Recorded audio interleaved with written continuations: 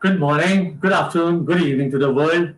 Welcome to Lightup, the virtual event powered by CSharpCorner and the tech platform. So, how do I say the power and option? Why are they powered? The main powered option we say is they are powered by the speakers.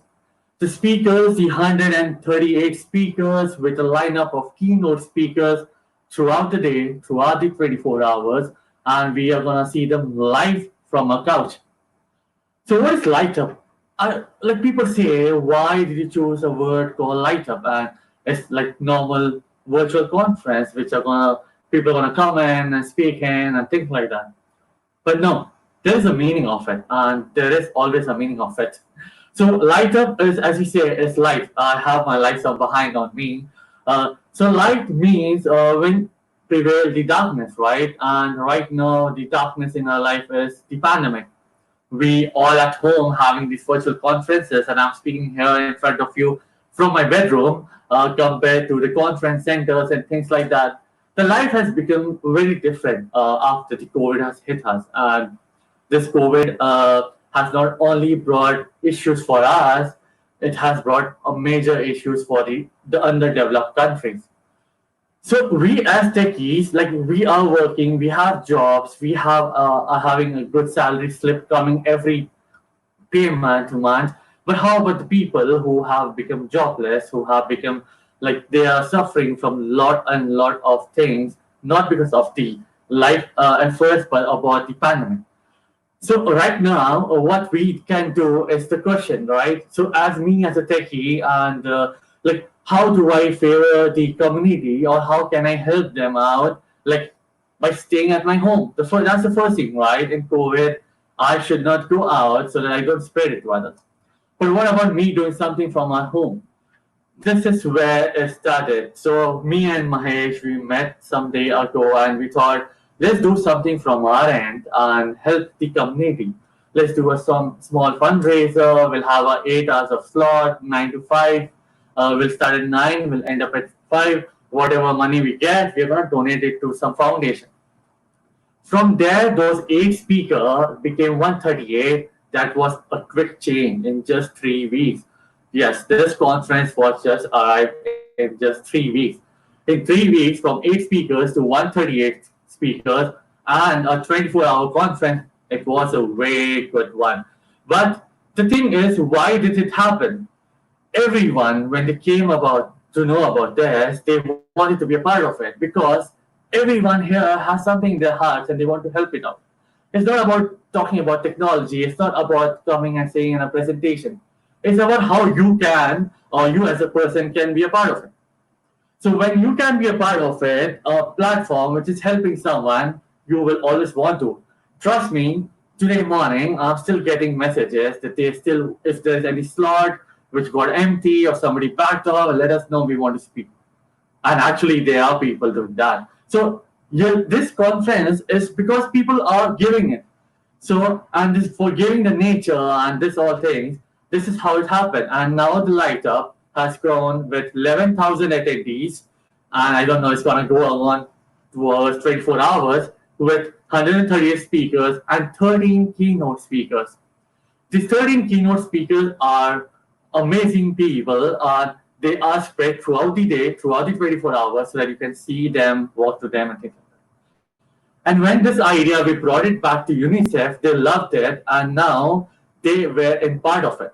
So in support of UNICEF, the Lightup Conference powered by CSharpCorner and the tech platform. Again, a second question people had, why UNICEF?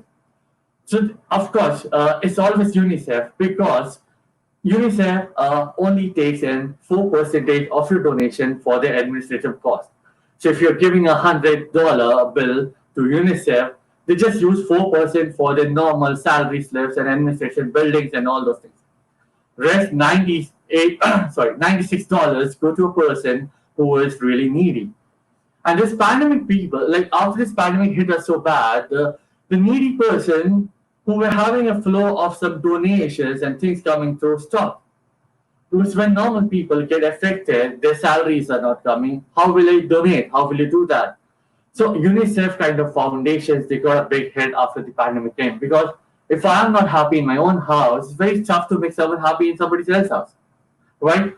So on these things, when the pandemic came in, the foundation, the donation came low. People started donating lesser money or no money compared to this. That's why we brought this fundraiser to help UNICEF to grow the funding and help each child, the children. So think about the children, okay? For us, when we were children, we used to be happy with the pennies, or I should say, like coins or money. We will think we're so rich. How about we do something today? Donate $1. I'm not asking you to donate $1,000, $100. Just donate a $1 of any currency you are in any country you are in, and just donate it. Every single money will directly go to UNICEF, not to me, do not trust me.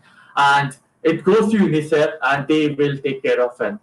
So all your money is directed to the children who are needy and who are suffering from the pandemic. Everybody needs food, shelter, and we are all seeing so much things happening in Yemen, and UNICEF is doing endless effort and trying to save them. So why not we, when we at our couch are happy in our air conditioner with a TV remote and learning something on a virtual for free of cost, why not donate something for a better cause? And especially I'm asking this for all our techie people, because we are still being able to work, and that's a benefit for us. We have laptops and desktop. We can just carry them anywhere and everywhere, and we can work. But the people who have lost jobs, I'm not asking them. I don't want to trouble them. I want to trouble you. Yes, please. Let's all go together and do this. So similar way, when all the speakers they came together and now they're supporting the cause, the keynote speakers, the sponsors also thought, why not we be a part of it? And so what they did, they not only donated the money to the foundation, not as sponsors, just as a person, because of the heart and the CEOs and all, they just donated blankly. They also are giving you gifts. Yes, if you donate some money, your IDs get saved in the bag, and there will be a raffle in the end. You might be lucky to win something. So if you see the donation doesn't help you, those UNICEF children, it also helps, like just for fun, you also get some prizes. So now let me talk about the site. What's gonna happen for the whole 24 hours? So if you see, this 24-hour cycle is gonna be endless. It's not gonna stop. So every 4 hours, there are 28 speakers speaking every 4 hours. In one go, there will be 7 speakers speaking every single hour. So what you have to do is go to the site, do not register if you don't want to, do not share your personal information, do not do anything. Go to the agenda section, click there. So when you click on any of the items, see the time zone and click on the speakers you want to listen to, click on the link and live event will open. You don't have to register, join anonymously, no registration required, no apps required, nothing. A free learning at your doorstep. So again, I'll brought you back. So if you're getting everything for free, why don't we just give a little to UNICEF Foundation? And as I said, no amount of money comes to me, totally zero. And I want to talk about this also. So we are communities, okay? CSharpCorner, the tech platform. We all communities work really hard to bring all people together in one platform, and we don't charge anyone anything. We don't pay, we don't get money from anyone. It's a well wish for the people to grow and to help our society next to it. And for that, we need your support. In a similar way, those 138 speakers, they supported us. And trust me, their excitement level is amazing. I have been working with them in the last 2 weeks, and they are more happier, more energetic to be a part of a fundraiser, a live fundraiser, than anybody else. And so, and all these things. So when you go to the website and you see all the agenda, you see the speakers, you can see the keynote speakers, just see them match with your time zone, and you will be on the Lightup platform. Okay. So any questions, anything, we have chat engines there, just text us, tweet us, and things like that, and be part of this foundation. And what I want to say is thank you to UNICEF for allowing us to do this.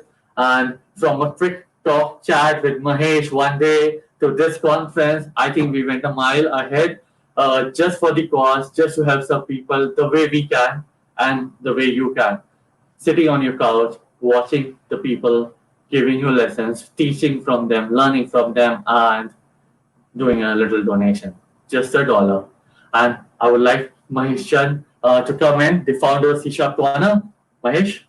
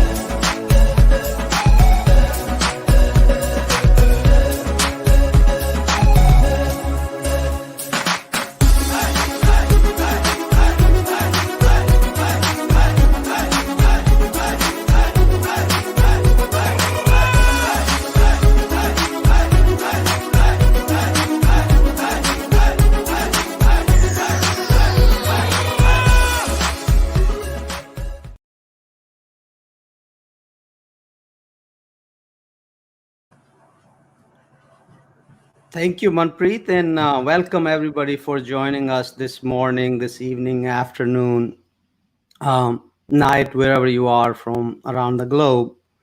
Um, Thank you so much for joining us for the cause for helping children fight COVID-19. Um, these are unprecedented times, the times where we as human, we have never seen these times, where work from home has become a normal norm, where doing virtual conferences has become a normal learning and sharing platform. And as a C Sharp Corner community, we are used to doing events in person. We are used to having meetups, you know, doing events, conferences, chapters, and so on and so forth. These are tough times for all of us. Um, and then, Simon, could you please load my slides, please? During the COVID times, we have seen our lives has changed so much that we are seeing people staying home. Kids don't have school.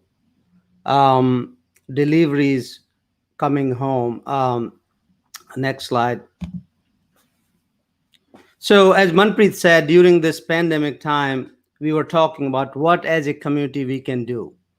How can we help everybody else around the world? We are lucky ones, right? We are the one who are lucky. We have jobs. Many of us have jobs already. We are working from home, and as a tech person, we have all the resources we need to do our day-to-day job. Um, and then there are some people around the globe, every time this pandemic happens, every time the disaster happens, every time there's adversity, poor and children are the most affected. And look at the numbers today. We already have 575 people have died already, 30 million people infected. Not only elderly are affected by this pandemic, but now we are seeing even young and adults are also being affected with the COVID-19. We are seeing major surge, recent surge in cases. So we still don't know who the enemy is. We still don't know who are we fighting. And as human, if you think of human and society, we have always come together. We have always taken on these challenges, and we pretty much have found a way to figure it out. Same thing we are going through right now, and it's too early to tell what the future holds. How many people may still die? Right? We may even reach million deaths just because of this pandemic. And look at the numbers. Look at the numbers like growing. Like I'm here in the U.S. in Philadelphia area, and we still see a lot of numbers growing. We still see Florida and California and Washington, numbers are growing everywhere. And same thing happening in India and Brazil and other countries. So not only it's affecting us, but even people, they are involved in helping us, healthcare workers. Um, Over thousands of healthcare and essential workers, they have died just helping others. I see doctors, nurses, my wife, and my neighbors and my friends all being in healthcare. I talk to them almost every day. And I remember in March month, where my wife works in nursing homes, they didn't have masks, they didn't have PPEs, but these guys were still going, they were still fighting, helping others. That's what humanity is all about. That's what we human are. We are here not only when time comes, we get together and we work, we figure it out, we help others. Next, Simon. So we all can make a difference, right? As a human, small or big doesn't matter. The difference, it doesn't matter what we do, but we all can make a difference. First thing we can definitely do is follow the guidelines. We can follow our healthcare experts, whatever they're saying, our authorities, whatever they're saying. Um, we can follow the guidelines, and not only we can follow ourselves, but we can also help everybody else if we are able to. Not everybody is able to help us, but at least we can do. One other challenge we are seeing is in the homes is that we are not used to staying home 24/7, and this pandemic is making us stay at home for our safety. So we are stay with home with kids, with our parents, with our children, with our siblings. So what's happening is everybody, all of us, is pretty much confused. We don't know how to behave, how to react. So one thing we can do is help everybody is we can keep it calm. We can just think about that. If somebody's mad in some ways or different ways, don't remember, even kids, if they are behaving differently, it's because they're not used to these situations. They're not used to staying home 24/7. So you have to always remember that. As as Manpreet just said in the previous keynote, if you are able to give back, if you are the lucky ones who have a job, you have food on the table, you are safe, and if you are able to give back and help others, try to do that. It doesn't have to be a lot, it doesn't have to be money, it can be in different ways. Look at this conference. We started just an idea, me and Manpreet, and said, hey, Manpreet said we should, as a community, we should do some kind of charity event, we should do some fundraisers for COVID affected. And I like, yeah, let's do that. So entire C Sharp Corner community came together. Manpreet and a lot of friends came together, and now we have 130 plus, actually 136 speakers, and from all around the globe, right? And these are the guys. They're busy and they're doing a lot of work, and they still come here, give their valuable time. A lot of people are also donating. I believe we'll have several $1,000s raised by the time this event is done. um, so thank you all of the everybody who's involved here, giving their valuable time, taking time from their work and children. And somebody somewhere it's night, and I know some of our speakers, they're waking up 5 a.m., and even our team here, they've been working for several hours. Other thing we can do is right now is focus on needs, not wants. What we have seen some, I know some cases in even New York and Philadelphia and our local, that some people were buying so much supply. They were hoarding. There are like people, thousands of items they have bought, hand sanitizers, masks. So this is, as a human, that's not what we are. We are not, that doesn't make us human. We need to look at everybody, and rather than focusing on let's buy and be selfish, we can just focus on our needs. Just buy as much as you need right now, not more than that. Because every time you buy, every time you push the button, say buy on Amazon, or you may be doing some home project and buying all the things because you're home and bored. But think about that. Your action may be delaying somebody else's food, somebody else's essential needs. So that's all matters. As human, we need to keep all those in mind during this pandemic. And and in the end, just be nice everywhere. I see social media, people are frustrated and they are posting this, they are posting that. It's not helping anybody. So as human, as a professionals, at least what we can do is we can be nice, try to be nice with everybody. If somebody is having issues or saying something, just try to ignore it, because remember, this is not what they are. This could be that they're frustrated and they don't know how to react to that. Simon? So last thing I want to say here in this keynote is whenever any adversity happens, disaster happens, or pandemic or epidemic happens, the most affected people are children and poor, and that's a fact. Because of this COVID-19, there's going to be about 150 million children will be affected by COVID-19. Means in some way or somehow they are going to be affected. And you look at the numbers, over 368 million school children, they rely on school meals. Like, they don't have regular food at home. What they do is they get food in the schools. They get teaching, they get mentorship, they get support at school, and they stay longer because at home nobody's there to take care of them. And there's some numbers just came out about physical abuse, and these are local numbers in Pennsylvania where I live. And more experts are saying that now children have more severe physical abuse. They used to be less, now they're more, and there are more children coming to the hospitals. And keep in mind, some of these children may not even have resources or even somebody taking them to the hospitals. Even sexual assaults, right, they have increased. Like, there's a report that says the children, they are being sexually abused 1 to 2 times a week, and now being abused even more. This is a big issue. As a human society, we still have these issues where children are not safe in our homes. And there's a report came out from National Sexual Assault Hotline in the US here. It says that first time in 25 years of history, there are more minors calling for help than ever before. So these are the numbers. Like, if we as a human, we can't help them, it's shame on us. Anyway, anyhow we can do that, we should all support the cause. And that is why we have partnered, or we have worked with the UNICEF. As Manpreet said, UNICEF is one of the foundations that helps children all around the globe, children who are in need, including COVID-19.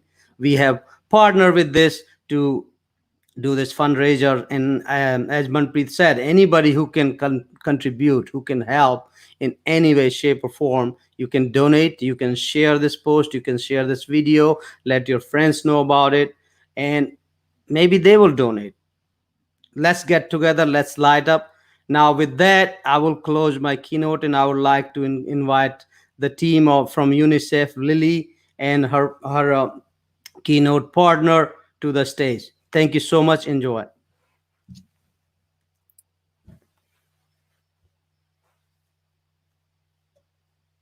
Wonderful. Thank you so much for that introduction. I think we're just waiting on Lily. Hi, Lily. Hi. All right, thank you guys. Let's light up. Thank you so much. That's right. Okay, I'm going to work on pulling my screen up here really quickly. Sure. This is such awesome technology. We're so excited to be here.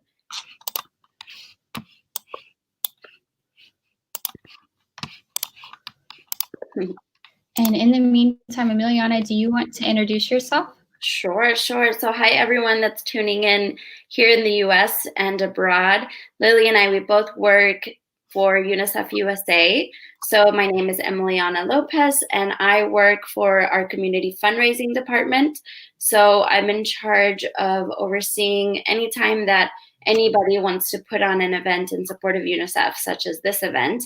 And then Lily, I'll let her introduce herself, but she works for our community engagement team. So we both get to work with wonderful people who are doing great things for UNICEF. So we're excited to talk to you about UNICEF and UNICEF's work with COVID. Yes, perfect. Thanks, Emiliana. And hi, like she said, my name is Lily Espinoza, and I sit in Dallas, Texas, in the United States, working for UNICEF community mobilizing supporters here in North Texas to make change for children through policies, through educational events such as this, and other ways that we can put the rights of children first and foremost here in the United States and also around the world for the work that UNICEF does globally. And we're thrilled to be here with you today, and just really grateful for the generosity that you all have shown towards children thus far. So I'll turn it over to Emiliana to get us a little overview of what UNICEF is and the work that we do. Sure. Thank you, Lily. So UNICEF is the United Nations Children's Fund. It was created in 1946 after World War II to help all the children that were impacted by the war. But today, UNICEF actually works in over 190 countries and territories. So everywhere we have a presence all around the world. And UNICEF does this to protect the basic rights of children everywhere, to make sure that they are not only surviving, but thriving. So this means providing children with healthcare and immunizations, with safe water and sanitation, nutrition, education, emergency relief, and much more. Now, UNICEF is unique in that it relies on voluntary contributions to carry out its life-saving work. That means that every single donation, large or small, helps UNICEF continue its life-saving work for children. In fact, UNICEF's programs and interventions have helped reduce the number of child deaths by more than 50% since 1990. And just last year alone, UNICEF supplied more than 45% of the world's children under the age of 5 with vaccines, saving millions of lives from preventable diseases each year. And then there's us, UNICEF USA, and we work to support UNICEF's work globally in 3 main ways: by fundraising, advocating, and educating here in the United States on behalf of UNICEF. So we do that with a large base of supporters. We have individual donors, we have volunteers, corporations, foundations, other NGOs that we work with. We have over 800 different campus clubs and high schools and colleges. And we have wonderful people like y'all who are putting on this event, right? And UNICEF USA, we actually receive the highest ratings for transparency, accountability, and administration, where more than 89% of every dollar spent goes directly to help children. So we're so excited to have you here. And now I will turn it over to Lily, who's going to talk a little bit more about UNICEF's work with COVID-19 around the world. Perfect. Thanks, Emiliana. I'm going to show you all a video briefly before I dive into our COVID response to set the tone.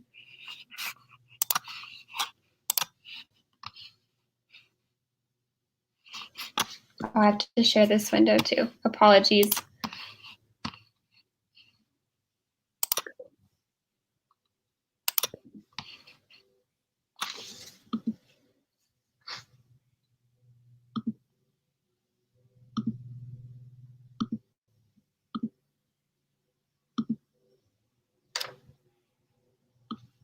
Great.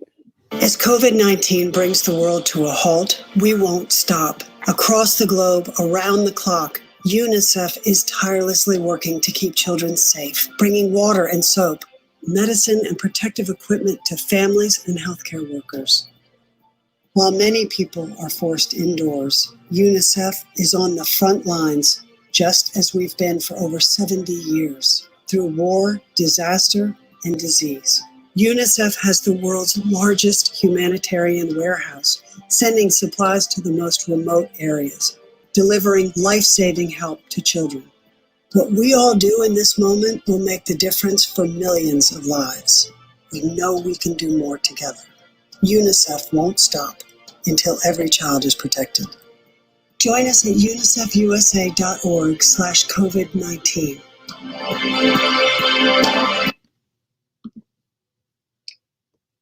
Great. And I apologize for the toggle.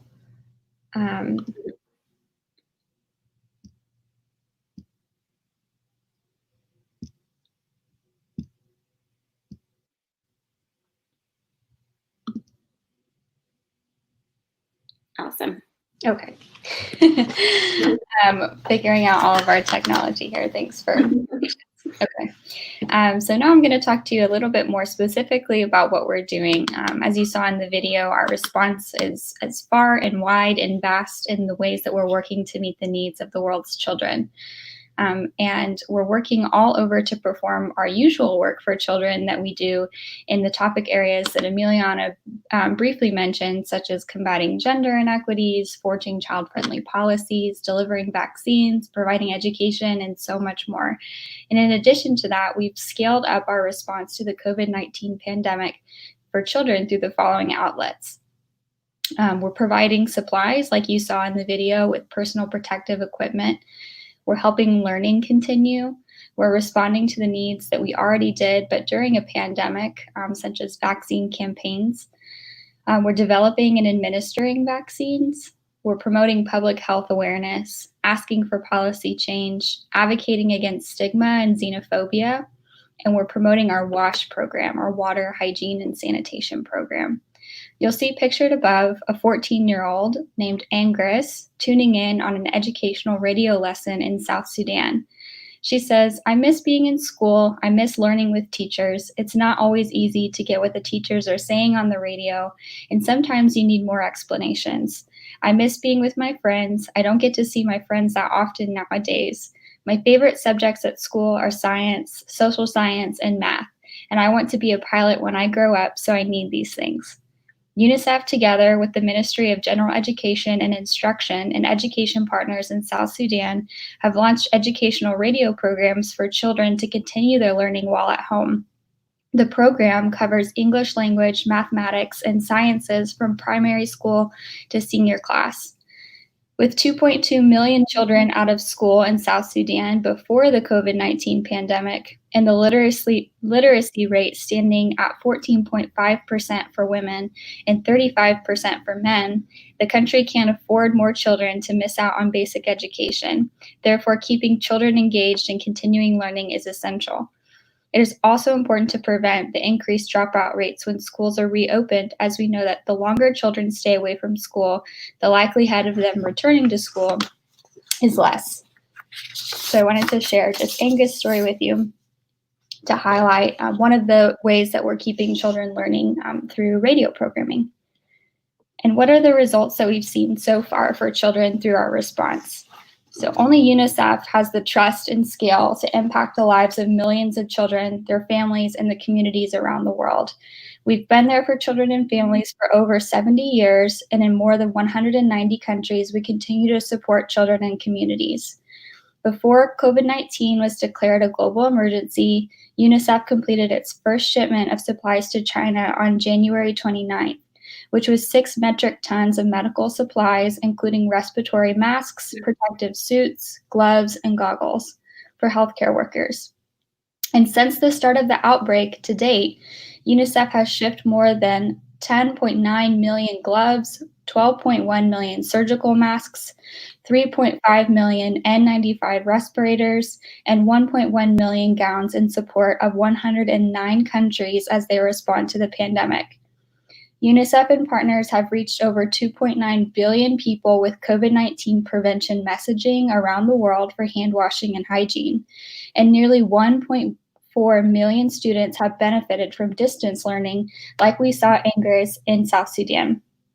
In Latin America alone, over 620,000 children, parents, and others have received mental health and psychosocial support, and nearly 5,000 children without parental care or family care have been provided alternative care arrangements in this time. Pictured above, you'll see Sam Patel with his father, Abhishek, at home during the COVID-19 lockdown. UNICEF is assisting in their home in India, where they live, with home visits for promoting nutrition, education, and hand washing. Now that we've shared how UNICEF is uniquely positioned to support children through the global pandemic and the results that your donations can contribute to, I'll turn it back over to Emiliana to share how else you can help take action for children with UNICEF. Awesome. Thank you for that, Lily. What a great overview. And it really, really does show how UNICEF's reach is so far and wide, and how we work so closely with governments to make sure that children everywhere are, like we said, not only surviving, but also thriving, particularly as they are the most vulnerable in situations like the pandemic.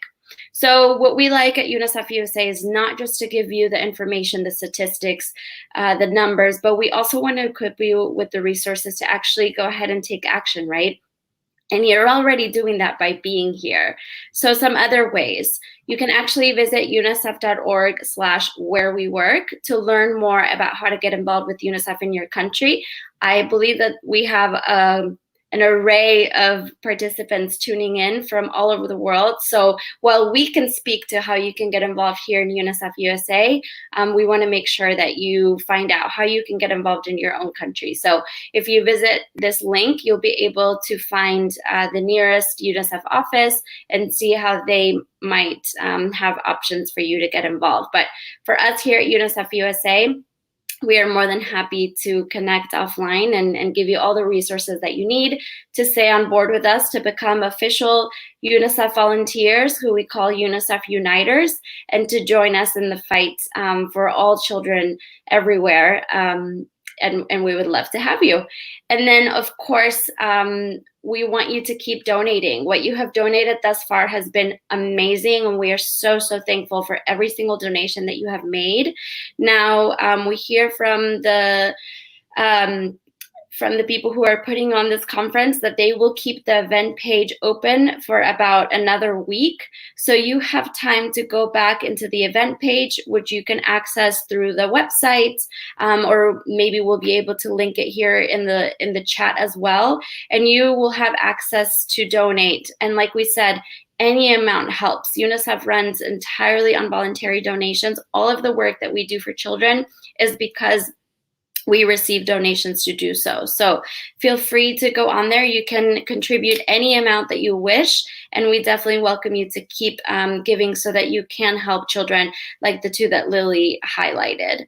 And then you can also host your own fundraiser or event after this. We are in unprecedented times where virtual events are happening, virtual fundraisers are happening even more so, and we would love to encourage you to continue the fight, not just these next 2 days, but past this conference, to continue to working for children everywhere, because they really do need us more than ever now. So with that, I'll turn it back over to Lily in case she has anything else to add and to close this out.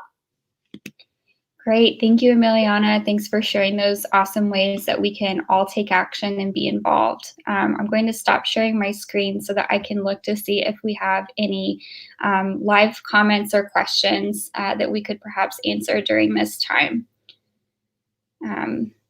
I haven't seen any come through, but lots of encouraging messages, which is really great. Yeah, a lot of great support. So I guess if you have any questions, we would be happy to take a few at this time. Yeah, I just would reiterate, anyone who's in the United States, we would really love to have you not only as a financial contributor, but also as a volunteer. So if you're interested in helping promote policy change and supporting local events in your area, as Emiliana said, you can register at unicefunite.org to join that movement for children. And I know that across the world, different country offices have different needs. So perhaps, what they're needing in UNICEF UK is different than what we're needing here. So you definitely should check with the country office to see kind of what their call is for support and how you can play a part in making change for children in your home. Absolutely. And do you want to maybe share what UNICEF Unite is and some of the different teams that we have across the country in case we have anyone tuning in from those cities? Sure. Yeah, I can. So I work closely with UNICEF Unite in the Dallas area, but we have UNICEF Unite communities, I believe, in 12 different metro areas in the United States. So we have offices in 9 different metro areas across the United States, and there is a Unite community in each of those cities. But there's also a few additional spread out throughout the country, such as Salt Lake City, Denver, Detroit, I believe Nashville.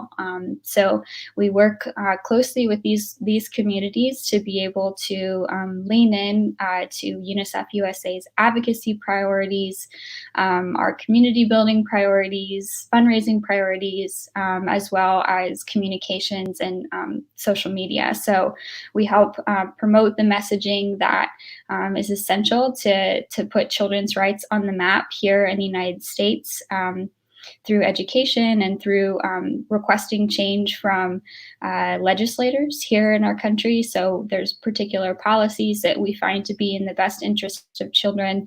And we also ask the U.S. government to make a donation to UNICEF as well. So as Emiliana said, we don't receive any member funding from UN member states, so we have to ask countries if they would be so generous to give a donation each year. And so we are part of that advocacy effort as well, and asking the US government to include UNICEF in their contributions each year in the fiscal package.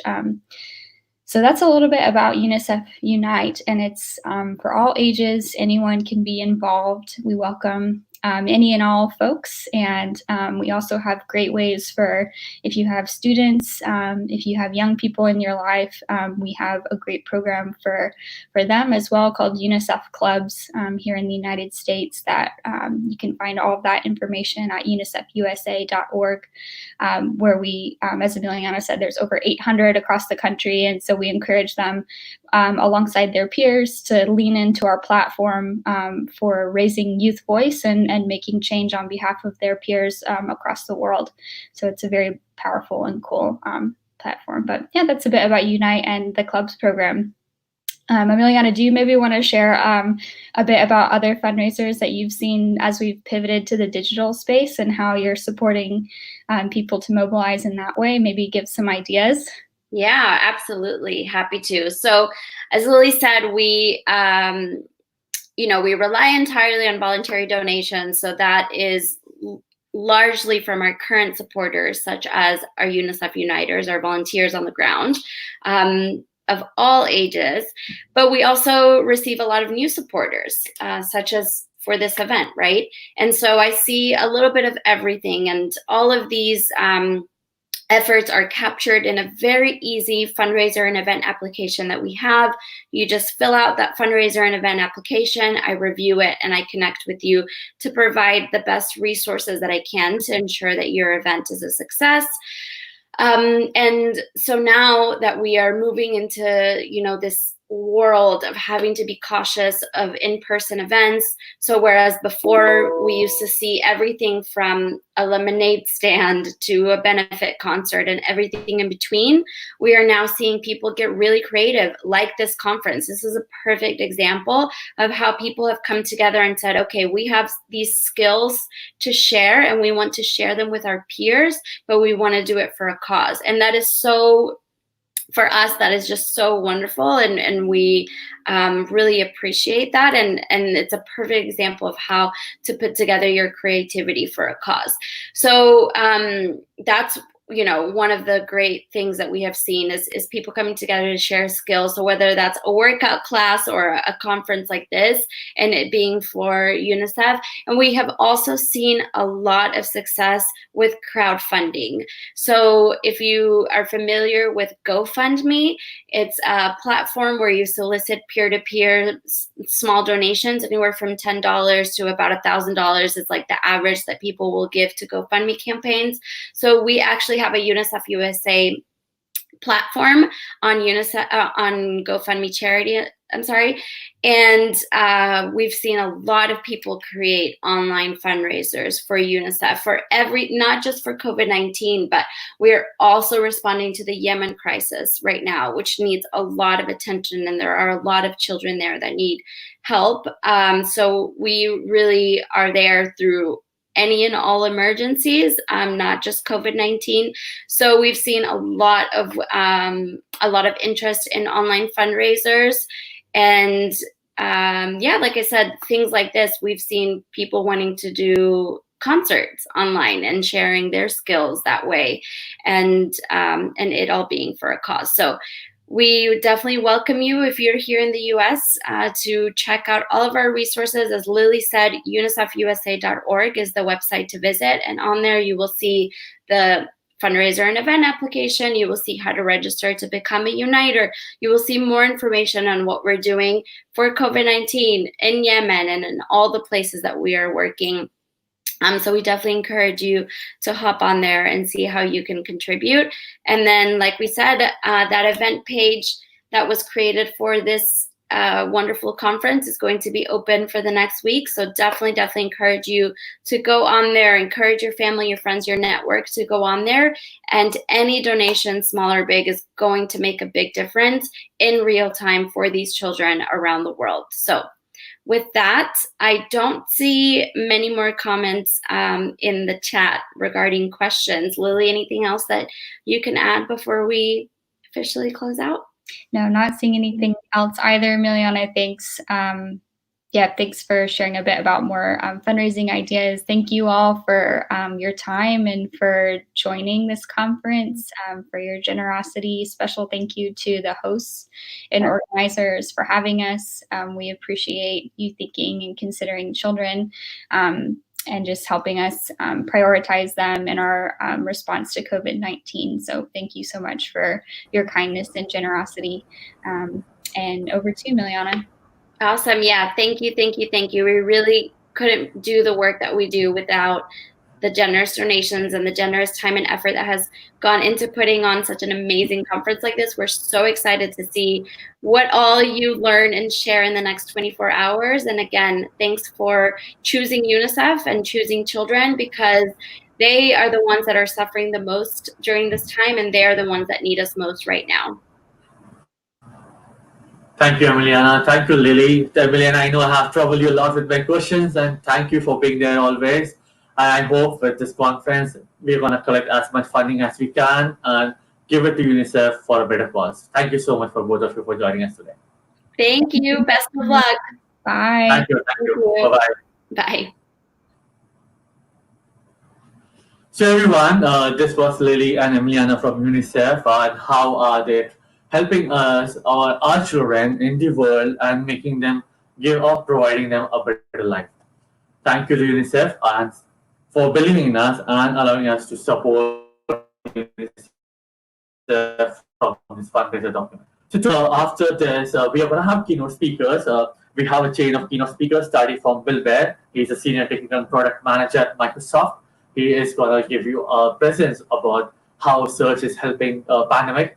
After that, we have Bob Ward. He's a principal PM architect at Microsoft.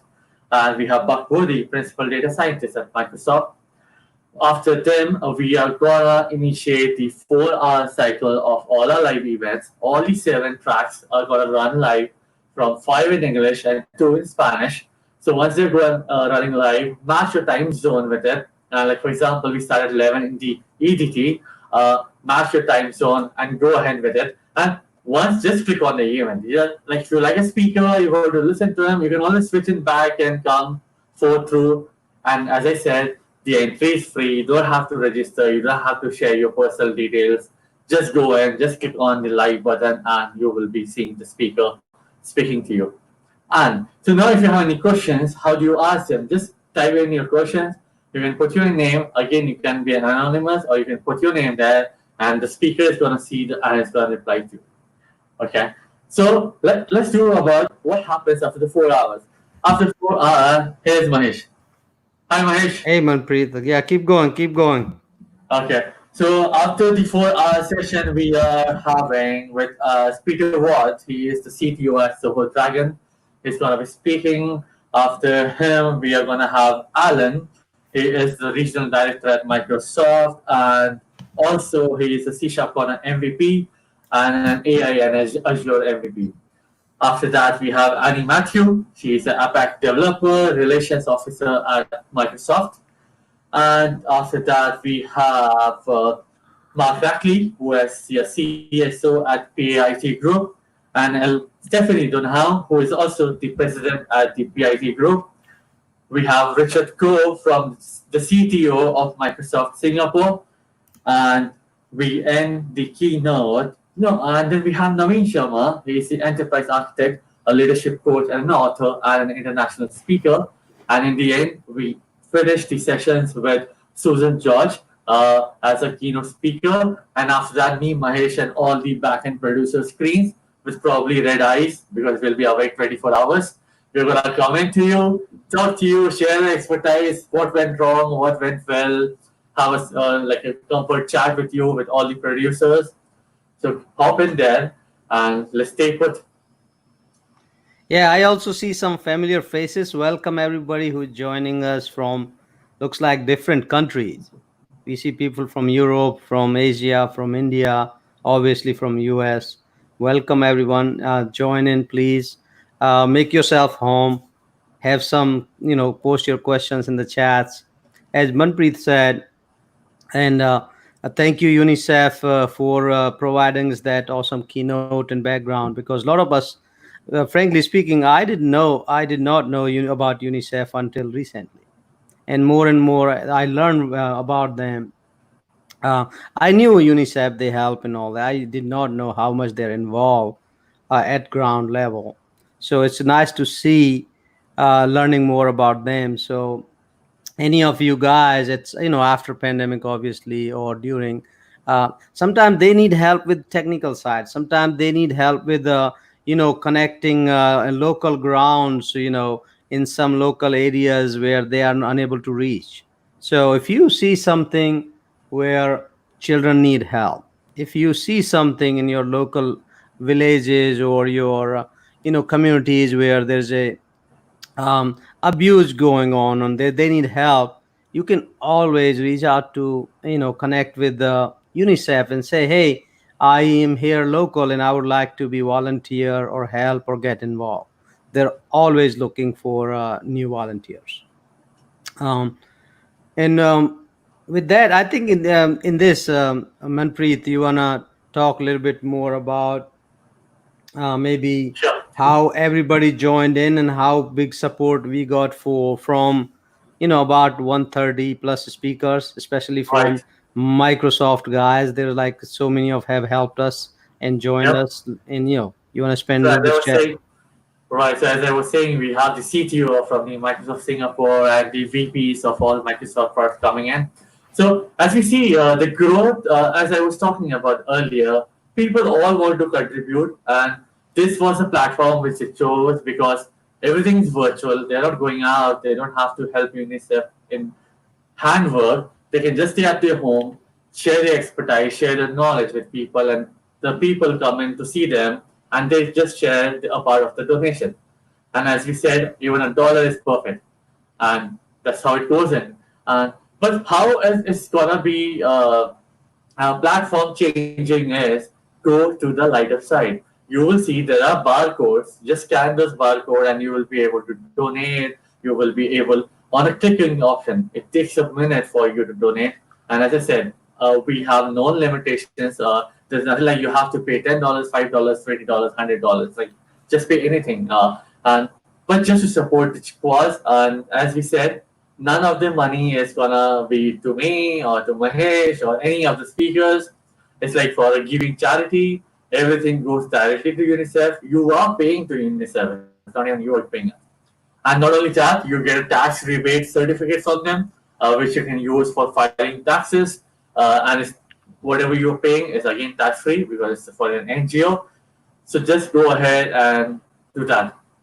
That's it. That's actually a very good point, and we should a little bit, spend one more minute on this. That if you are running a business or you are, top of the wealthier people who have money to give to different causes. Anything you give or your business gives, it's all tax deductible. You don't have to pay any tax on that. That'll be write off as 100% write off. uh, we do Right. that from Mindcracker several times a year, and there's a limit to that, how much you can really donate. Just look into your local tax laws, but again, it's a good cause. It's tax deductible.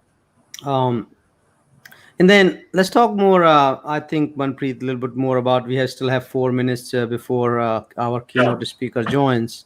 Sure.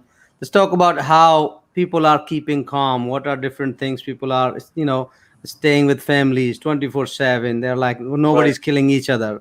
And so, how? What are different things they should do or they can do? Um, Yeah. So I you see know, that people have been like started going out again. That's dangerous. They should not. They should, if they want to go to park, don't choose a crowded place, and they should be like, probably I feel a long drive inside a car with some ice cream with the family and things are better than you going and meeting people and having house parties and club parties. Those are still dangerous, and people have to understand that. Like, a lockdown means it should be completely locked in, and people should not be on the streets. But it's opposite everywhere, and I guess that's why the count is going amazing, especially for us in the United States. You know, Mahesh, how much we're beating the Blues, and we are the ranked one here, and including the other countries are following us. So I think we need a break for that until vaccine comes in. But yeah, people need money. So if you want to go for a job, go out for that, but don't go just to go for a park or just to like that. So I think that yeah, will cut down the number of people. yeah. I think that's a good point. I think indoors are more risky because of the virus, and if one person is infected there. It's outdoors, I think, is still okay. If you are outdoor walking in the park or doing doing a little bit close friends together in outdoor outside, it's because chances are very low to get this catch up this infection. Right. um with that said, it's pretty hot here right now. How's your weather everywhere? Looks like summer is everywhere. So we thought summer is going to help. This looks like Right. there's not much help with the hot But I tell weather. you, Mahesh, so we have people from very close areas of Russia to end of Australia. And yesterday I was called with some people from Nairobi, Cairo, in Africa. We in this platform have covered like n number of people. We have people from Malaysia, Singapore, India, United States, Greenland, Canada, like what else? Like Amsterdam. Like people have been chatting with us, talking to us, all being a part of it, and all in the summers and the weathers, I guess, still at home want to be here with us. So I guess we have our next keynote speaker with us. It's Bill Baer. Hi, Hey, Bill. good morning. Bright and early here. Hey, Bill, How are you, welcome to the show. Yeah, thank Looking you. forward to see your keynote. Appreciate it. Yes, Bill, over to you. All right, it's all you. Good Thank luck. Great. Let me go ahead and share my screen. Sure. Just one moment.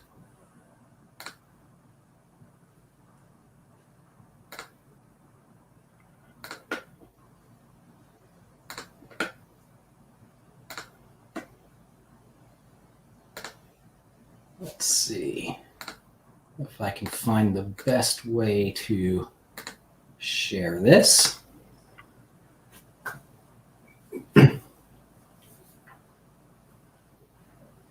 And you're good to go, Bill. Thank you so much. Thank you, and thank you for inviting me to speak at this Lightup Virtual Conference. It's a great event. I'm happy to be here. As I mentioned, I'm still waking up. It's 7 a.m. here in the Seattle area. But today I really wanted to spend a moment talking about the value and the benefit of search, given many of us have been relegated to working from home or working remotely, or finding areas that are unfamiliar to us from a work perspective. And search plays an important role, given today's circumstances and the challenging conditions under which we're working. And if you think about it in context of even modern work, increasing time demands are one of the fundamental reasons why information workers are struggling today. If you think about it, we spend, close to 80% of our time on a day-to-day basis simply collaborating with others across the organization.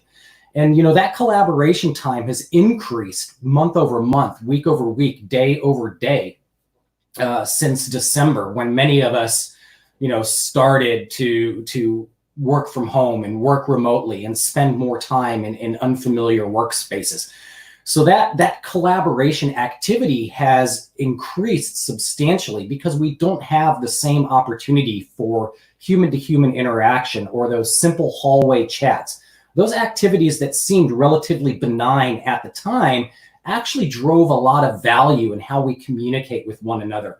Those simple exchanges as you passed somebody's office where you could ask, did you share that file with me that we discussed yesterday? Or can you leave a comment in the document that I shared with you last week? And then increasingly, we're creating more and more data. And 20% of an individual's time lately has really been spent just trying to find information. Again, just due to the lack of those person-to-person interactions. And about 59% of people that we surveyed said, I'm spending more and more time trying to find information, but most of that time I'm really not finding what I need to be successful. And to wrap a little bit of context around that 20% of time that people spend finding information, if you look at a organization, and let's assume that organization has 5 employees, 20% of time over the course of a week is equivalent to only 4 of those employees actually performing any kind of tangible work. And that 5th employee is spending all of their time simply trying to find information. And then most importantly, and this has become very challenging given the current circumstances that we're working within, is context switching. About every 40 seconds, we're interrupted. And if you look at other studies, they suggest maybe every 1 minute and 15 seconds we're interrupted. But there are constant interruptions. And those interruptions when we were in the workspace could have been simply somebody stopping by the office, perhaps some activity happening outside of your office door, a text message, or a chat arriving on your mobile device or even on your desktop or your laptop. But now we're working under increased challenges from an interruption perspective. And those interruptions now come in the form of Amazon's delivering something to your door. Your children are running around, your dogs are barking, the mail person drove through the neighborhood, or it's trash pickup day. And, there's a lot of activity outside. So those interruptions have become more frequent and different than they had in the past.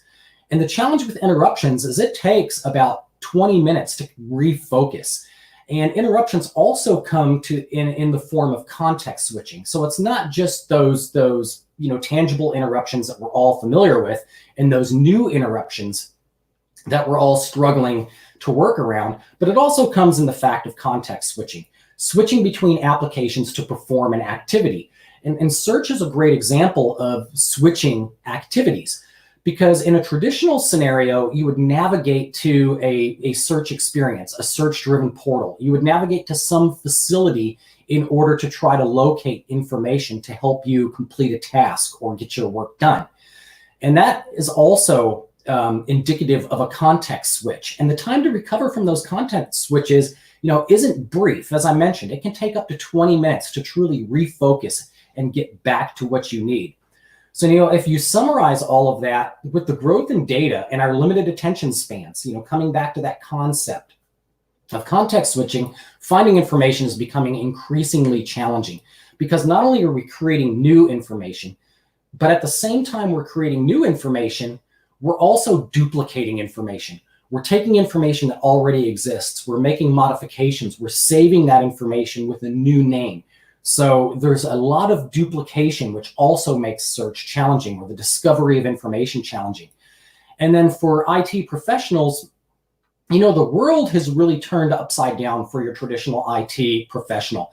It went from managing servers to really empowering users. And I like to kind of describe that as, transitioning from a systems administrator to a value-added service broker. But now, given that the primary job of IT is effectively business continuity, that shift again has yet happened from managing servers to empowering users, and now we're back to managing servers again because we want to maintain business continuity given our current circumstances. And then, individuals, information workers' expectations have shifted. It's not just about, knowledge. It's not just about data or finding things. They're also seeking knowledge. They're seeking answers. And that has become, more and more imperative, given how we're working. And then, most organizations that have been successful in enabling discovery and facilitating collaboration have, decided to transform, to really emphasize intelligence as being key to, how they're going to deliver services across the organization. And that's where intelligent search in Microsoft 365 comes in. So at Microsoft, when we laid out our vision for search, we did so, obviously not planning for the current situation, but we created a solution that helps empower, individuals today. If you think about those classic search experiences, when I mentioned that information workers are really looking for data, or not looking for data, they're really looking for knowledge and answers. If you think about search in its traditional sense, the data sense, the synonym that I could create for it, or it's analogous with the fact that, search in the past was akin to misplacing your car keys or misplacing a credit card. In those typical search scenarios, you would go through this series of refinements in order to find, that item that you had misplaced, such as your car keys. So you would backtrack and retrace your steps. You would look back to see where you were last at, whether that was a room or a car or a coffee shop or a restaurant or a store. And effectively, that's a series of constant refinement. So you execute that initial query. Where are my keys? Where is my credit card? And then you go through that series of refinement, working back to try to find where you were last at to discover that information. And really what we wanted to do with search is fundamentally transform the way that search works. We recognize the need for search to evolve beyond simple keyword matching to really deliver contextualized and personalized information. And that's more and more important, given that many of us are working remotely. As you can see here, I'm working remotely. And the difference between those legacy experiences, what I like to call search recovery, is our emphasis is on search discovery, where search becomes a partner, an assistant in helping you find those items. So as opposed to you randomly asking questions and continuous refinement to find what you need, what we've done from a search perspective is made search your friend, your co-pilot. So search is with you along your journey and knows where you placed your keys. So you only have to ask the question once in order to find the information that you need. When we started working with Microsoft Search, we kind of had three core tenets that we wanted to align to from a product development experience. One is ubiquity. And again, that brings us back to context switching. We wanted to enable individuals to search from wherever they're working. So we're bringing search to you in context, emphasizing your user job and personalizing the results so you never have to leave the application or service that you're already working in. And then two, we wanted search to be actionable. If you're seeking information, there's a likelihood that you want to do something with that information once you've discovered it. And again, if I use the car key analogy, you're looking for your car keys because you have the intent to go somewhere. In many cases, you're not just seeking information for no purpose whatsoever. The idea of seeking information is because you want to perform some activity against that information. And one of the ways that we wanted to transform search was to enable you, to provide you those visual cues, those indicators to do something with the information you've discovered. And then lastly, we understand that search and any service within Microsoft needs to be secure, which is why we built Microsoft Search within the boundaries of Microsoft 365. So coming back to that idea of ubiquity, we wanted to bring search to the applications and services that you're already working in. So if you're working in Bing, Office.com, Yammer, Word, Outlook, OneDrive, we wanted to bring the search experience to those apps and services and then make them context aware to help you find information more readily. We also saw that need to evolve search. So really what we did is we took the hundreds of models that we were able to derive from our Bing search experience and apply those and wrap those models with Microsoft Graph API, so we can truly deliver, that insights and intelligence to help from a personalization perspective. And then, as I mentioned, when we saw the need for search to evolve, and we knew we needed to do something transformative and something that differentiated Microsoft Search from other search experiences, we came to a couple of conclusions. One, search isn't just about data. Information workers want more than data. We enable you to find data, whether that's files, people, or conversations. But then most importantly, knowledge and answers are really key to transforming a search experience. So that's kind of the second area where we put emphasis, the ability to get answers, the ability to get locations and insights that help accelerate productivity. So if you think about, the way that we looked at search, traditionally search provided what, we saw as utilitarian value.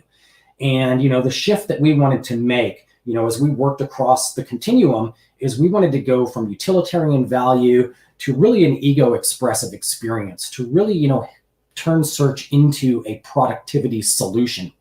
And then again, it's bringing you search wherever you're working. So not only within the applications and services in Microsoft 365, but their corresponding mobile applications as well. And again, when we built search, we wanted to build it on a foundation. And this is where we truly had a vast unmatched data set, the Microsoft Graph. So we were able to take, our learning from world knowledge, the 2.5 billion entities in Bing, organizational knowledge, the 180 million plus Office 365 subscribers, and then lastly, individual knowledge, the 500 million LinkedIn members. So, by taking that world knowledge, that organizational knowledge, and that individual knowledge, we're able to create a search experience that provides 6 core, areas of value. One is its availability across apps and services. Again, that idea of mitigating, those context switches. 2, building it with our privacy and trust fundamentals. So wrapping it within the boundaries of Microsoft 365, so it natively just inherits all of our trust and compliance and security principles.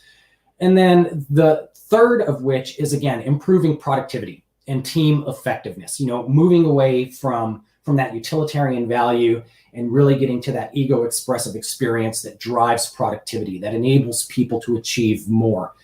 And then we also recognize the need to be able to administer it as a monolithic experience. So, getting away from administering search at the application level, because that's what resulted in fragmentation. In the past, if you wanted to discover email conversations, or you wanted to discover files and sites, or maybe attachments, you'd search across Exchange and you would search across SharePoint. And then you would try to mentally rationalize all of that information and establish some relationship between those conversations, those attachments, those files, sites, news, and people. But, what we wanted to do is provide that unification, so really all of our apps and services ingest into a single index. So, we can apply our techniques to do that rationalization for you and then present the results as a monolithic entity. And then, we didn't lose sight of customization. We recognize that many of our customers have been, on the Microsoft journey with us for a substantial amount of time. And, the prototypical, customer of Microsoft from a search perspective, had largely used SharePoint as kind of the center of gravity for a search-driven portal or an enterprise search experience. Because, that was kind of the preeminent solution, from our fast acquisition in the mid-2000s to, taking the SharePoint stack and transitioning it to the fast stack in 2013. We really put a lot of emphasis on SharePoint being that center of gravity. So we haven't lost sight of that. Even though search is ubiquitous and it spans all of our apps and services, we recognize the need for those search-driven portals. So, leveraging SharePoint as that platform to deliver that, we, enabled a customizable experience. And you can use the P&P Modern Search Web Parts, Mikhail just released, an update to that over the course of the past week, as well as using the SharePoint framework for UX customization purposes, or even stuff like query alteration.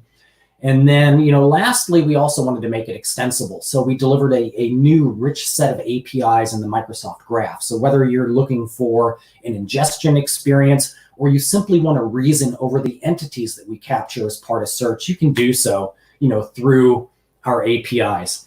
So kind of working left to right from an experience perspective, files we recognize are important. Data remains important. Now, while the information worker is seeking knowledge and answers, data is still king. And, data compromises the majority of which an organization stores, creates, and curates on a day-to-day basis.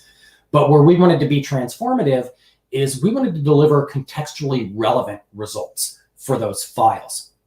If you think about classic, term-based or keyword matching, that's technology that was developed in the 1970s and 80s. And a great example of, the issue with keyword matching was, let's assume I searched for which wine pairs best with salmon. In that particular case, in a traditional keyword matching scenario, you're probably not going to get the right result or any result at all, because we're simply going to look at wine, we're going to look at salmon, and we're going to present results based on those keywords. And where we wanted to be differentiating is not only the ability to understand the natural language, but to understand it in context and to understand the semantics, to be able to tell you which wine pairs with salmon. And we do the same thing with files. That's where relevancy comes from. So, a traditional search scenario, 3 people would execute the same query and 3 people would get the same result. And it doesn't take into account the way that they work, their frequency of collaboration, their individual habits. It doesn't take into account any signals that are generated between what we call an anchor or an individual and an object or otherwise information. So it really didn't take into account, all of those activities and who you were as an individual. And, that's where Microsoft Search wanted to be different. The other thing is people. We, recognizing that, information doesn't create itself. People create information, people curate information. So a classic search experience, if I were to use the analogy of a puzzle, you could consider information being the edges of a puzzle. And, for many of us, when we build a puzzle, we dump the box on a table, we find all of the right angles and straight edges, and we begin to build the puzzle that way. So you can think of those edges as being information. And that's how we would build the puzzle. And we would work our way to the center. And the center is representative of the individual. And where we wanted to, again, change the way that we think about search is we enable you to search in 2 different directions. You can build the traditional puzzle, or, through, in the context of the traditional puzzle, working from the outer edges towards the center, from the information to the individual.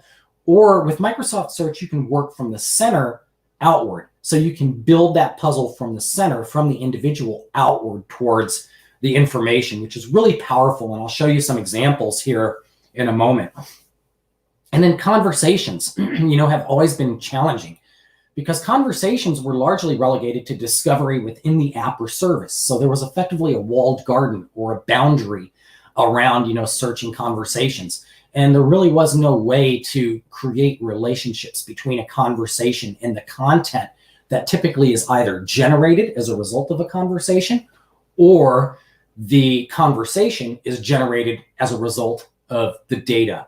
So, again, we recognize the need to be able to pull all of these entities together so we can reason across them and create the relationships. And then, of course, it's about sites and answers. Again, coming back to that need of information workers to discover knowledge and answers, as well as searching across groups and locations.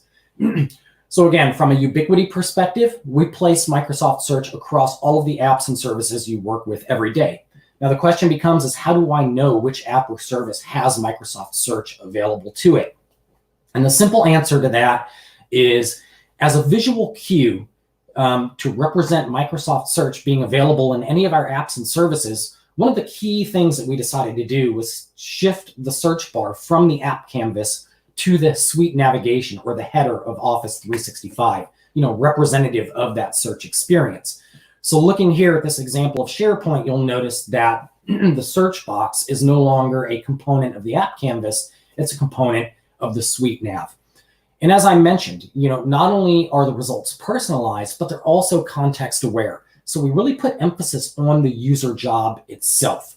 So while you'll get similar results across our apps and services, you won't get the exact same presentation or layout, because we recognize if you're searching inside of SharePoint, you're looking for relevant content from files to sites to people and news. If you're searching in SharePoint, in all likelihood, you're not looking for an email conversation or an attachment in an email. So the way that we look at search is really emphasizing the user job. What are users trying to achieve within that specific app or service? And let's prioritize delivery of those results in those experiences. Very similarly, in Office, recognizing that files are, really what Office is built around. The ability to create a presentation, compose an email, perhaps create a workbook, or even create, a notebook or a page. So, we emphasize file discovery. We emphasize getting you back to the applications that you, work with most frequently. And then we bring search to those applications themselves.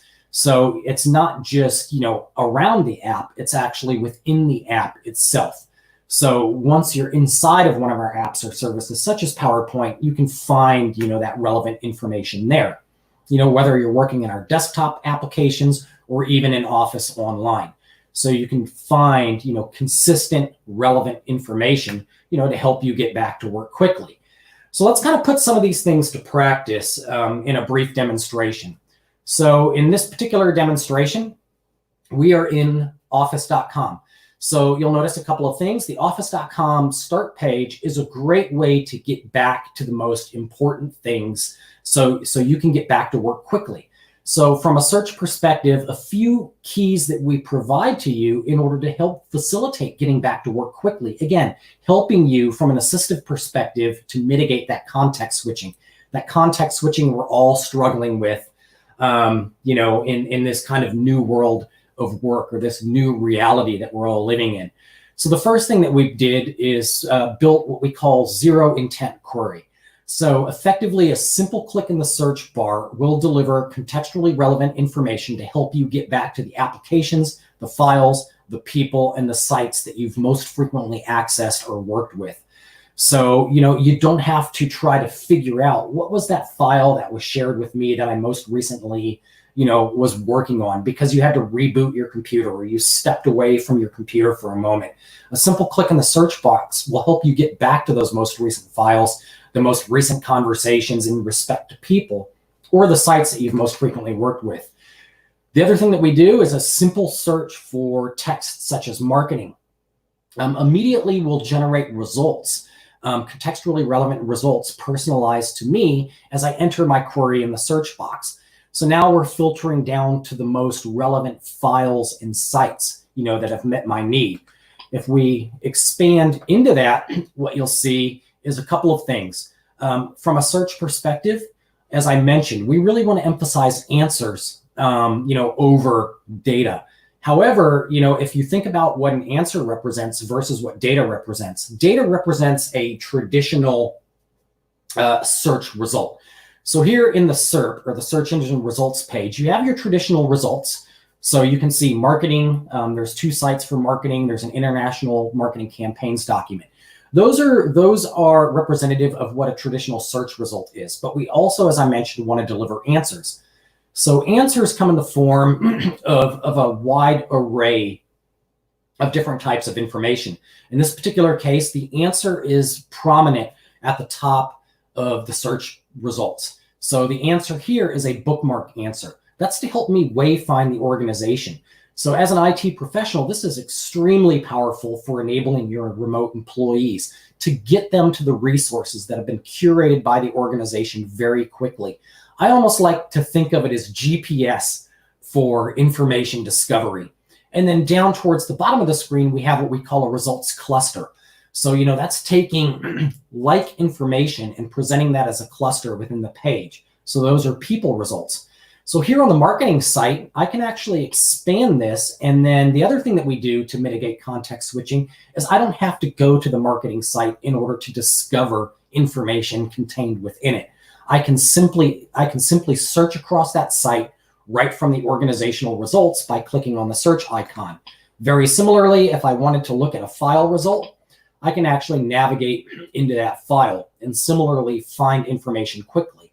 And then I can further scope, my search results down using verticals.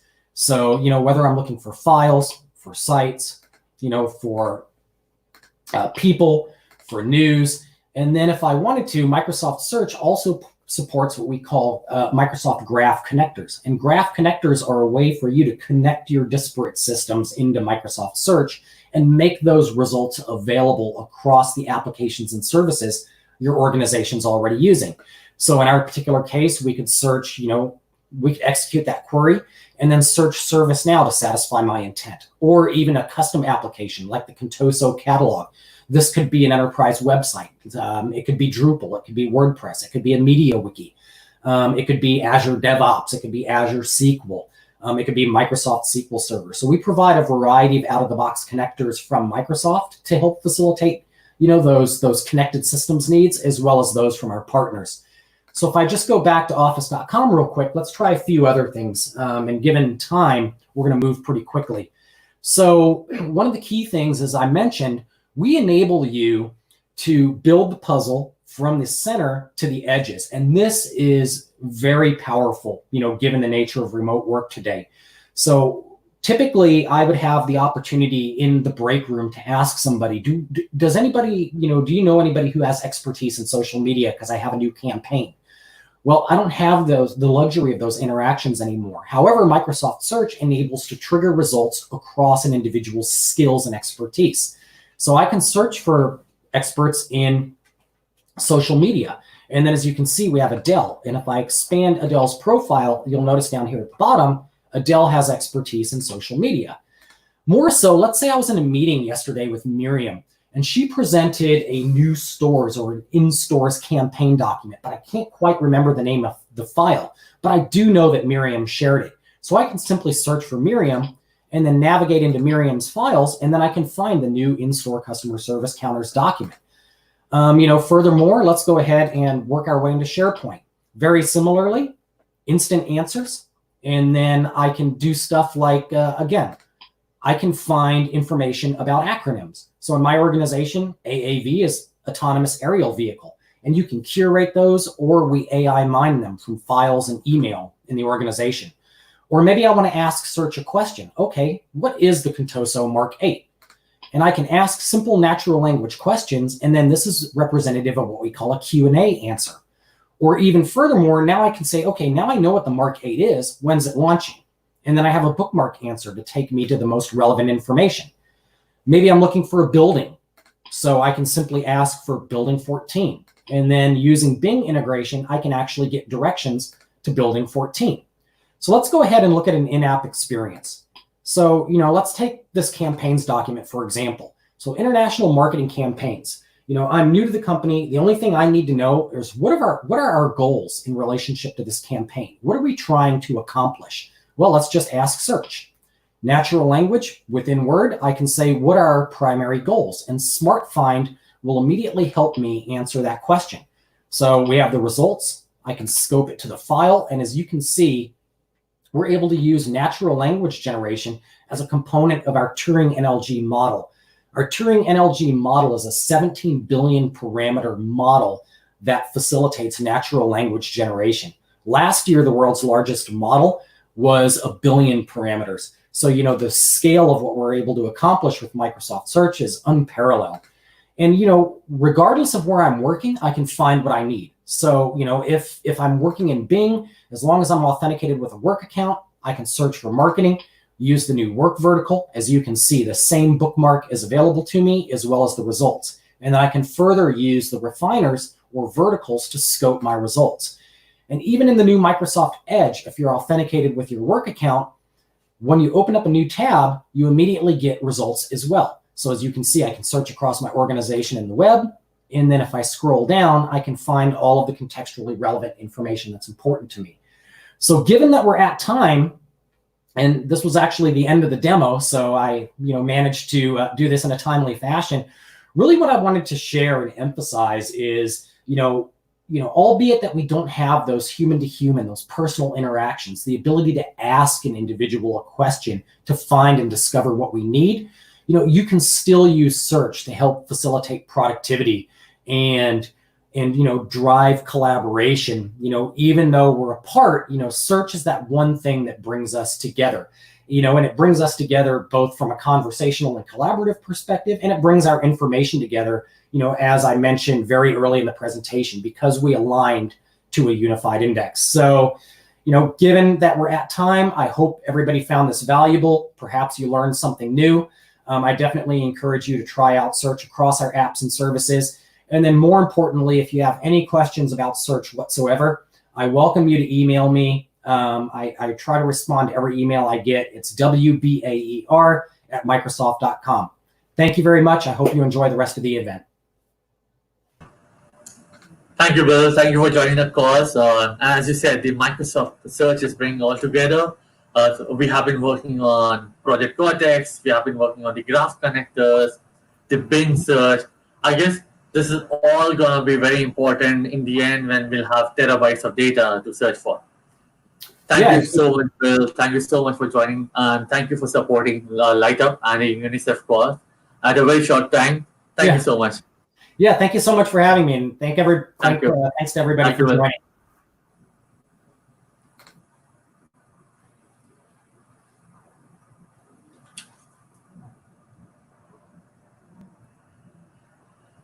Simon, to you.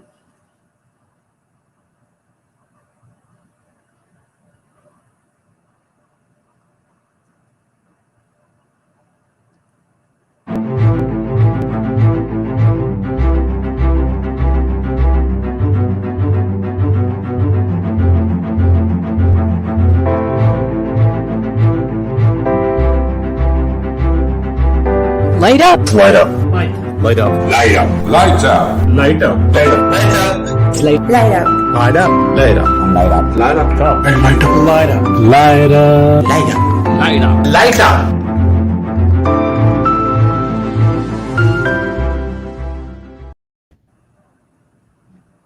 Hello, Baer. Good morning. Hello, Manpreet. How are you? I'm good. How are you? I'm doing great. Lovely. I think it's a Tuesday to do great. Thank you, Baer, for joining us for the session today and for the course. And thank you for coming up so quickly. A big thank you for that. No problem at all. I'm really thrilled to be here, and I appreciate your asking me. Sure. Thank you. Thank you, Baer. Over to you, Baer. It's your stage. You are the man now. All right, let's get started. Hello, everyone. My name is Buck Woody, and I'm joined today by my friend, Bob Ward. You're going to learn a lot of tech today, so I'd like to take this time to pull back a little bit and give us, some context. One thing is certain, the middle of this year looks very different than the beginning of this year, right? Everything has changed, hitting the economic world really hard. Within only a few months, COVID-19 has provoked a massive demand shock, and it's set off job losses that far exceed the scale of even the Great Recession a decade ago. The world's going to need a broad economic recovery, and that requires the development of some new skills among a lot of people, a substantial part of the global workforce. In her article, The 3 Qualities Leaders Need in an Uncertain Future, Suzanne Gibbs Howard writes, the ability to navigate ambiguity and to guide people and organizations without knowing what's ahead will be one of the key leadership qualities of our time. Because in today's world, almost nothing is certain. Technological change is drastic and rapid. Volatility grips politics, the economy and the climate. The future of healthcare and education are in question. And as much as it would be a relief to land on a quick fix for any number of these challenges, the reality is that solutions are a moving target, and no one leader possesses a silver bullet. Well, she's right. Dealing with uncertainty is hard, and so we seek information to help develop a solution. But instead of actionable information, we're faced with just a steady stream of bad news, death counts and infection rates, failed institutions and leaders. And it keeps us in constant mental distress. And it forms a lens through which we view everything.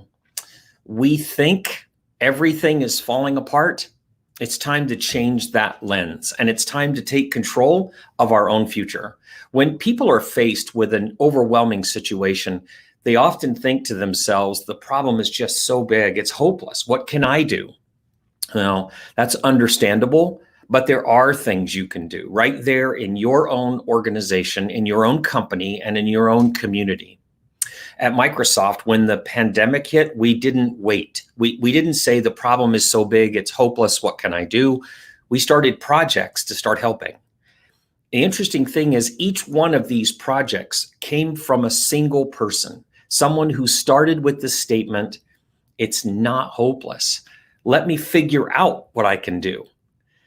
There's a gentleman named Simon Sinek. His work called Start With Why explains that innovation starts not just with what you do or even knowing how you do it, it's knowing why you do it. We find that governments, companies, and people succeed when they have a purpose, not a product.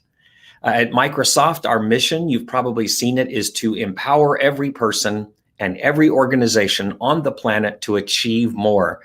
Well, there are things you can do to help. Here are a few examples of what we've done at Microsoft using our mission statement. And I hope these stories inspire you to help in your own way. You can use our examples to spark new ideas for what you can do in your community of influence. Well, the first thing we did was we made sure everyone was safe. We started out with very transparent and open communications within our company. And we told our people, stay home, take care of yourself, take care of your family. Once we were certain that everyone is as safe as possible, we began by empowering each other. We created new schedules, meeting rules, and we began to improve our technologies to communicate and collaborate on our remote work more effectively and to make our on-prem work as safe as we could. But right away, we began experiencing phenomenal demand for the cloud services as much of the world began sheltering at home because of COVID-19. School districts moved to online learning models in a week. Teams meetings, they moved from being a simple communication method to an essential way of doing your job. Kids used video games to interact with their friends now, and millions of employees across the globe moved to remote work practically overnight. At the end of March, for instance, Microsoft Teams set a new daily record. This is at the end of March, of 2.7 billion meeting minutes in one day.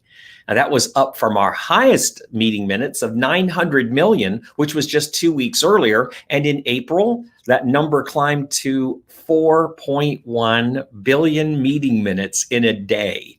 And this is just one example of the cloud service demand increase that we faced. So our data center employees began working around the clock shifts to install new hardware while staying at least 6 feet apart, which wasn't very easy. Microsoft product teams, Bob Ward and I are both on an engineering team. We had to work to free up our Azure resources to give to customers. We doubled capacity on one of our undersea cables that carries data across the Atlantic and negotiated with owners of other cables to open up additional capacity for us. Network engineers installed new hardware and software and tripled the deployed capacity on those cables in 2 weeks. Really hard work. Now, we emphasize continuity of service for all of our customers, but especially for those on the front lines of the COVID-19 response. Healthcare providers, legal and emergency responders, financial institutions, manufacturers of critical supplies, grocery stores, and healthcare agencies. However, with increased network activities comes increased bad actor activities, right? Any upheaval brings people who want to take advantage of the confusion. Microsoft's Digital Crimes Unit, DCU, first observed criminals at the start of the year who had deployed a sophisticated new phishing scheme and software application designed to compromise customer accounts. The criminals attempted to gain access to customer email, then their contact list, sensitive documents, and then they went after other information.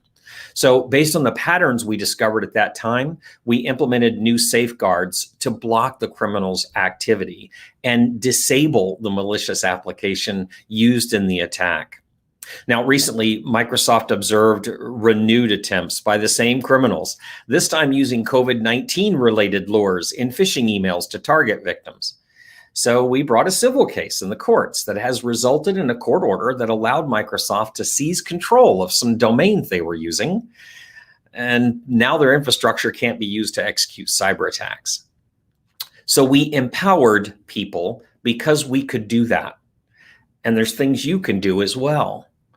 But it's not enough just to help those who can help themselves, like those of us that work in technology and can work remotely and have the skills we need. We have to reach out to those who are suddenly without work or resources. You know, as is often the case, the biggest brunt of this downturn is being borne by those, people with disabilities, people of color, women, younger workers, and maybe those who have less formal education. So we built a new initiative at LinkedIn to enable those who need help the most. We built a comprehensive technology initiative, and it starts with data on the jobs and skills from LinkedIn, showing the jobs that are the most needed. This program provides free access to content in LinkedIn Learning, Microsoft Learn, and the GitHub Learning Lab, and it couples those with Microsoft certifications and LinkedIn job-seeking tools for those high-demand, high-paying jobs. In addition, Microsoft is backing that effort with $20 million in cash grants to help nonprofit organizations worldwide to assist the people who need it most. To enable people to do that teaching and learning and to help you collaborate, we've added new features to Microsoft Teams to fight meeting fatigue. I think we've all had a lot of that. And this allows you to communicate faster and easier, but we want to maintain the highest level of security possible. Now, around the world, researchers and volunteers have teamed up on the Slovenian project called COVID.si, and that's the community science and the fight against coronavirus. And it is a project that's designed to analyze the chemical space that can be used in the development of drugs against COVID-19. So that community is now able to tap into the full computational capabilities of Microsoft Azure.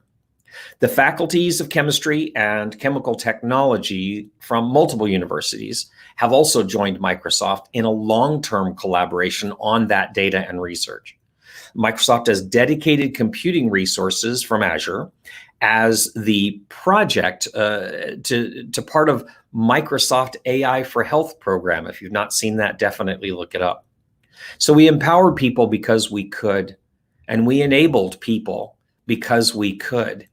And there's things you can do as well. We need to encourage each other. I saw a TED Talk yesterday. It was just amazing. Audrey Tang, he's the Minister of Digital Information in Taiwan, explained that they use technology to set up an innovation number. Anyone in the country can use that to post questions or ideas about the pandemic. Now, a young boy contacted that number and said he was afraid to wear a face mask covering to school the next day, because all he had was a pink medical mask, and he was afraid people would make fun of him. So the next day after seeing this, the entire government cabinet wore pink medical masks during their national briefing on television, just supporting this guy. Now, this is a simple example on how technology can be used to spread information, not to depress or alarm, but to inform and encourage. Technology needs a purpose, and it needs a positive purpose, and that's that mission statement again we talked about. Microsoft has used its huge social media presence to amplify the encouraging messages that we can help each other and work together during this time. We empowered people because we could. We enabled people because we could, and we encouraged people because we could. and there's things you can do. And you may say, okay, so what can I do then?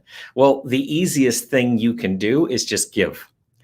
This conference today benefits UNICEF, and this is a United Nations agency responsible for providing humanitarian and developmental aid to children worldwide. Now, you might not be able to go into the field and do this kind of work yourself, neither can I, but you can sure help someone else to do it. Make a donation and make a difference. In addition to giving, by the way, you can help, you can do something. You're a technical professional, and your local schools, charity organizations, and governments need your help. Call and ask what you can do with the skills you have. Trust me, helping others puts you in charge of your own sense of control during this uncertain time. And bringing my friend Bob in a moment, you can learn. You're doing that now by attending this conference. But it's not just about learning new things. It's about that purpose that we talked about earlier, the why. It's about helping each other. It's about giving back, as the speakers are doing today and the people that organize this conference. And we hope this conference and this information helps you do just that. Well, I'm going to turn it over now to my good friend and colleague. So honored to know him. It's Bob Ward, the Microsoft mechanic, who will help you start that learning journey. Thanks for listening. Bob, over to you.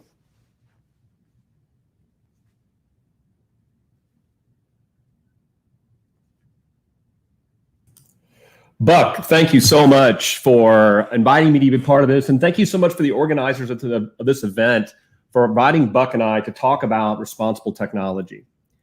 Buck, I just love some of the messages and stories you just showed there, because you and I have been in this industry for a long period of time, and we totally understand how people struggle to embrace technology in different situations, and this is certainly one of those. Right.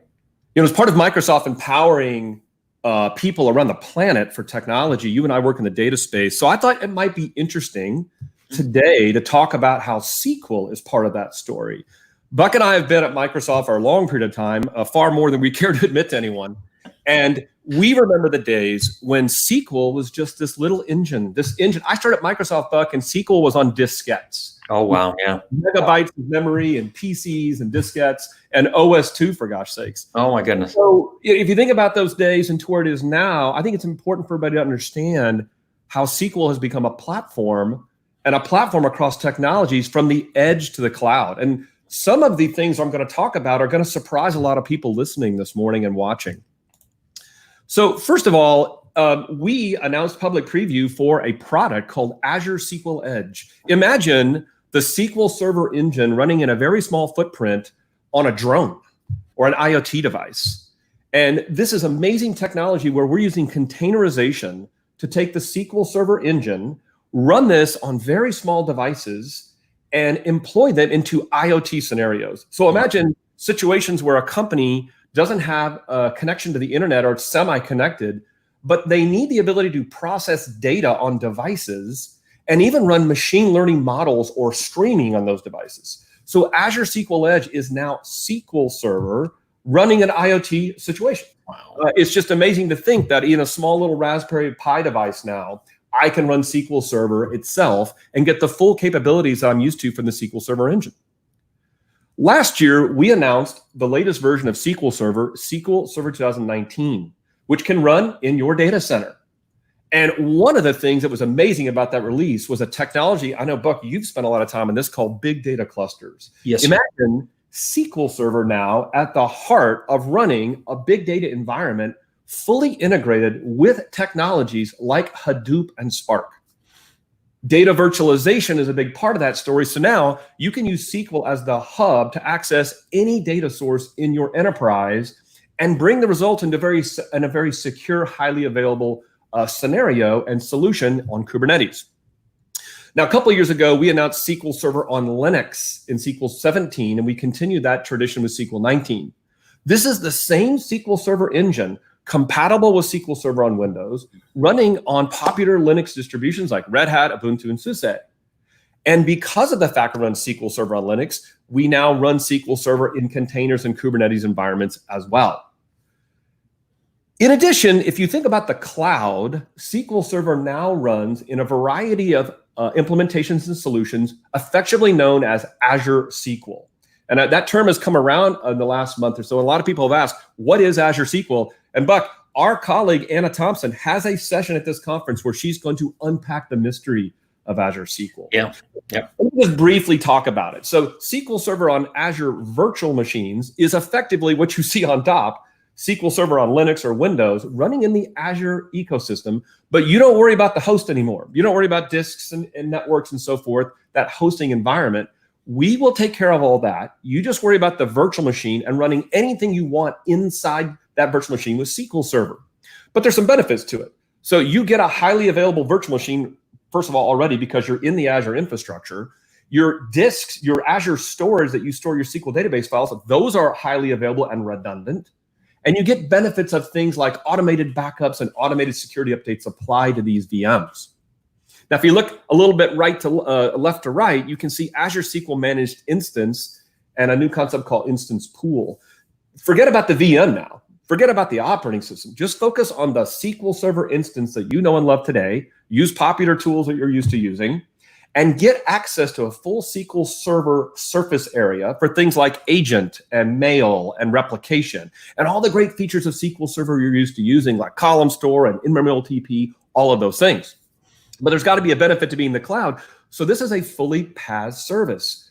Man, one of the incredible stories is the built-in high availability story of this environment, where if you've ever tried to configure an always-on availability group, we just do that for you and make you highly available. So it's the best of both worlds. It's the best of the SQL Server instance and PaaS together. Don't worry about the OS and the VM. We'll take care of that for you. Focus on your SQL Server.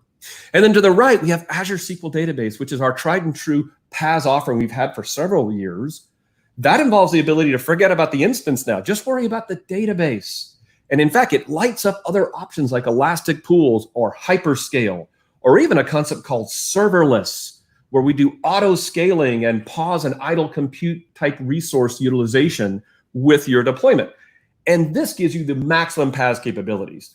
You get that built-in high availability. You even get things like automatic tuning to help you recommend and build indexes with Azure SQL Database. As I said, Anna Thompson is going to provide a session later in this conference to give you all the details about what to choose and how to choose this cloud offering. But if you look at this landscape here, you have your on-premise assets on top that you'll be running SQL Server. You have your cloud assets on the bottom. Is there some bridge in between for hybrid? We've recently announced a set of offerings called Azure Arc.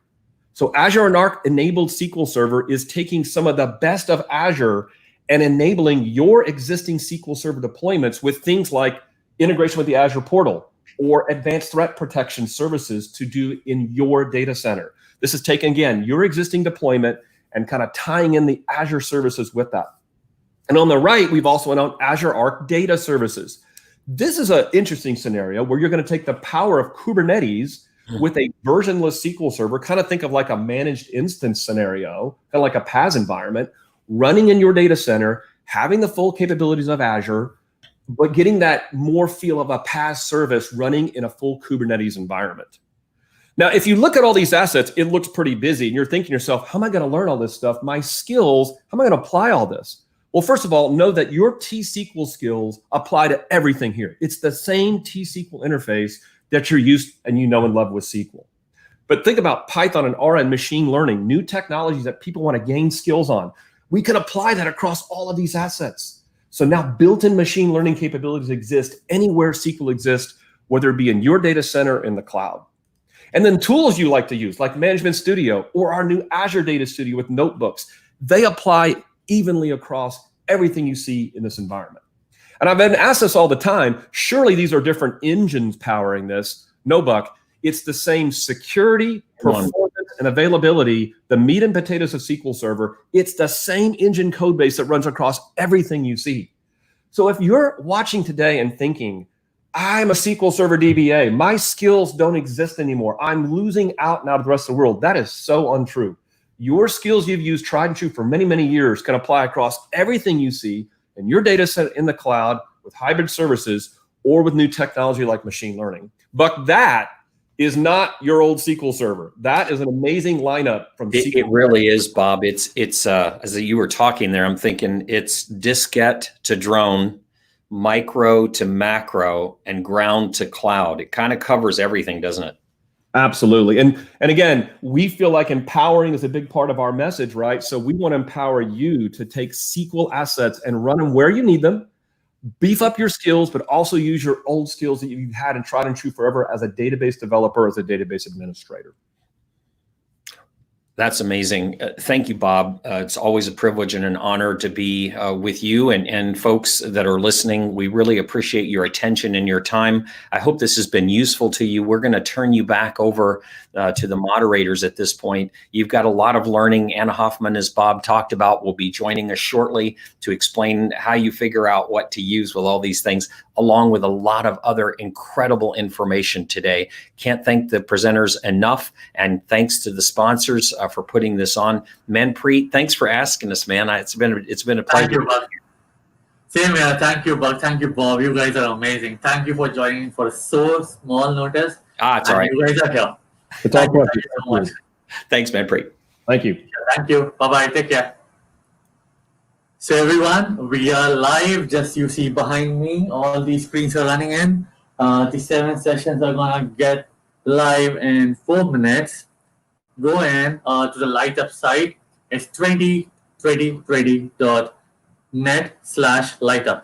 If you see, Simon is gonna put the URL on the night meeting right now, and just go in there, choose the sessions, the first track, all the track 1, 2, 3, 4, 5 in English, in Spanish. They're gonna be live, and just enjoy and learn, sitting on your couch. Simon, please go ahead and share the link of the website.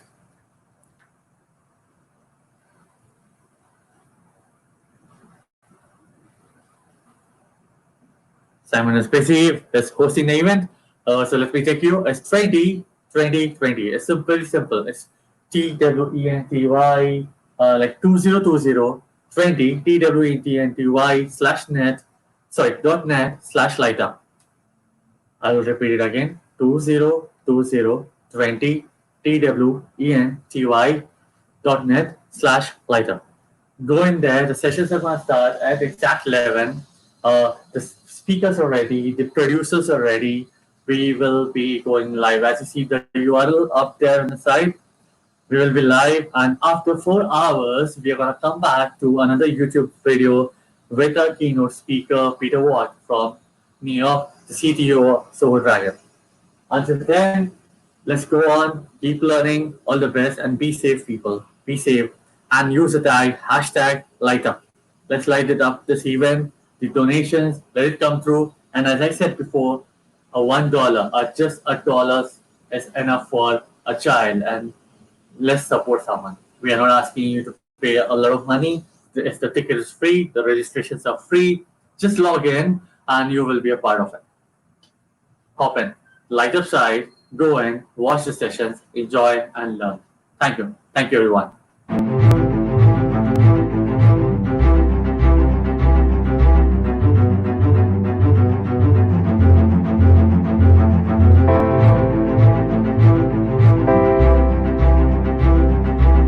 Light up. Light up. Light up. Light up. Light up. Light up. Light up. Light up. Light up. Light up. Light up. Light up. Light up. Light up. Light up. Light up. Light up. Light up.